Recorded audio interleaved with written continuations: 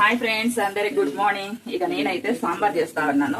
ఇదిగో గుమ్మడికాయ, beetroot, carrot, ముల్లంగి ఇక అన్ని వేసేస్తా ఉన్నా. ఇక ఇవి బాగా ఆయిల్లో మగ్గితే టేస్ట్ బాగా వస్తుంది అనమాట సాంబార్. ఒక్కొక్కరు ఉడికిస్తారు, ఉడికిచ్చి వేస్తూ ఉంటారు, అలా బాగుండదు. మనము ఆయిల్ వేసి ఆవాలు జీలకర్ర వేసి ఆనియన్స్ వేసేసి ఇలా కాయగూరలు అన్నీ వేసి మగ్గనిచ్చి చేస్తే సాంబార్ చాలా బాగుంటుంది. కారం, ఉప్పు, పసుపు వేసిన తర్వాత అలాగే టమాటా ముక్కలను కూడా వేసేసి కాసేపు బాగా గ్యాస్ ఫ్లేమ్లో పెట్టి మగ్గిస్తే సాంబార్ అనేది టేస్ట్ బాగుంటుంది అనమాట. చాలా బాగుంటుంది. చూడండి, కాసేపు కాయగూరలు అయితే మగ్గిచ్చేసాం కదా. ఇప్పుడైతే ఇక చింతపండు నీళ్ళు వేసేసుకొని ఇక బ్యాళ్ళు వేసిన తర్వాత ఇక ఇవైతే కాయగూరలు మగ్గిపోయాయి కదా, చూడండి బాగా మగ్గిపోయింది. ఇప్పుడైతే ఈ బ్యాళ్ళు అనేది వేసేసుకుందాం.